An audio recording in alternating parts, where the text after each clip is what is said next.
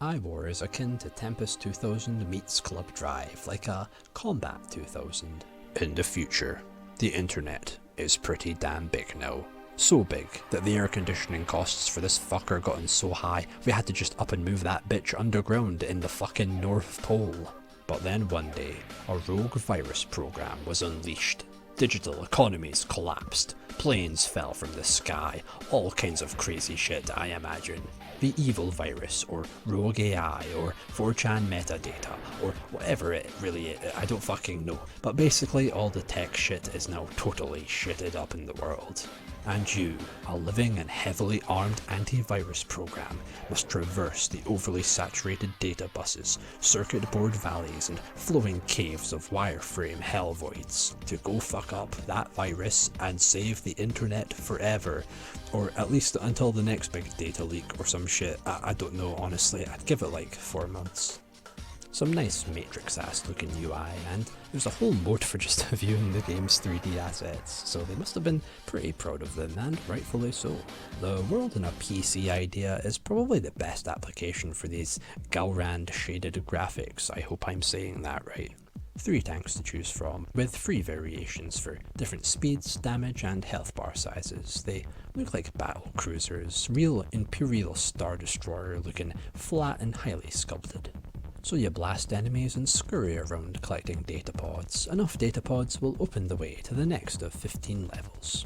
You got your normal attack and your rockets, AI assistant power-ups, shields, and presumably lots of other cool cyber shit. There's like 6 different camera angles, behind it various distances, a first-person one, and then all the fixed cinematic third-person ones that are absolutely gorgeously unplayable.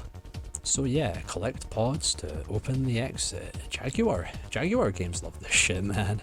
Pods can be found in pretty creative places though. Some just lie around or in big boxes of 3 you gotta blow up. But there's some tucked in well hidden below corners, guarded by enemies, alongside bridges or atop platforms that you gotta use these bounce panels to reach. There's lots of bouncy traversal needed that's very fun with these shapes, steps and structures. You gotta scale with them, getting increasingly elaborate as you go. You get some real airtime. There's switches for activating them and also the doors and teleporters that send you from room to room. You'll use them constantly and you really gotta keep tabs on what goes where, but it's fun to get lost in, like a mirror maze. It's another game that would really benefit from a strafing though. You just gotta sort of keep your distance, aim and shoot and mash until you win. The levels are quite narrow sometimes, so the battles very much become brute force, shoot first to win. It's okay, but drags the pace a little, and it's hard to deal with more than one enemy at a time. The gunfire gets pretty chaotic. There's dangerous laser walls and one-hit kill spike boxes too that I never would notice until they had killed me. The lasers can be butt rushed through though if you can't be fucked with switches, so there is little strategic decision. Fuck, I can't say that. So there is little strategic decisions to make. Charge in and risk the health, or take your time the more roundabout way. Personally, I just found it way more fun to just pick the high-speed ships and rush my way in and out and just snap up the pods without fighting at all, like a cheeky, pesky, shitty little thief just skidding all over. Yeah, the movements feel icy and floaty, but with a certain glidiness that I enjoyed, especially when taking corners fast. The music is bass-heavy, drum-laden droning synths with some cool ambient effects. It's very sparse and crunchy, with some rather sick beats. Not bad, not memorable, but very cool when you're there. Visually, now please bear with me here. Minimal poly cyber kaleidoscope walled garden water voids. Yeah. The bright diamond-shaped sparks, explosions and blasts, these particle effects are awesome. The way they all de-shard and separate is trance-inducing, especially the way the levels form, all just growing out of these triangular shapes, like the world is being torn down and re-established in an instant. The effects mesh really well to this dreamlike cyberscape.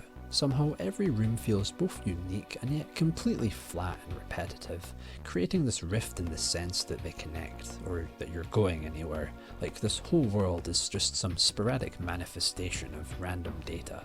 scattering, deranged, yet still having this mathematical precision and artificial sentience, an alien sense of structure that, with the bright coloured flat polygons, drags your brain out of reality into its neon glaring halls and castles of glowing soulless colour. This unending string of fever dream dissociative colosseums, huge checkerboard warehouses, candy cane pink half-roofed halls, this towering Aztec pyramid, deep corridors, long stretching hallways, and desolate virtual palaces, pastel-shaded tube tunnels. Just get a load of this.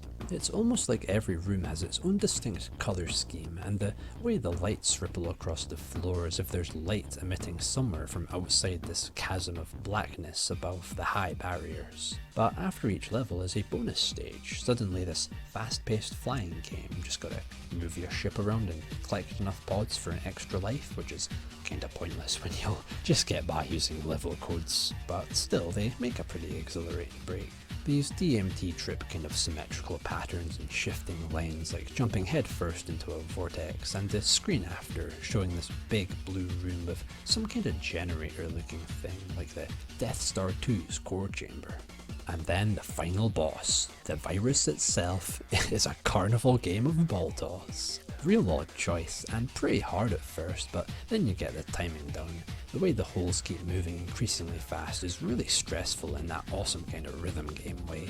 There's definitely a pulse to follow, and the absolute speed of the final few hits is a real rush. And then you did it. You saved the internet. You fucking idiots. Cue end screen, with some sick background art to add to the ever-growing list of end screens that feel like they're from a totally different game. Overall, iWar is a fascinating trip. The game might be flawed in places, but it's hugely fun as well, even if it doesn't work all the time. When it does, it's a very unique sensory overload that's memorable for all its endless rooms that feel like both a hellish prison and some kind of dream I've forgotten about from years ago. It's just got its own little world, and I really like what its atmosphere's got going on.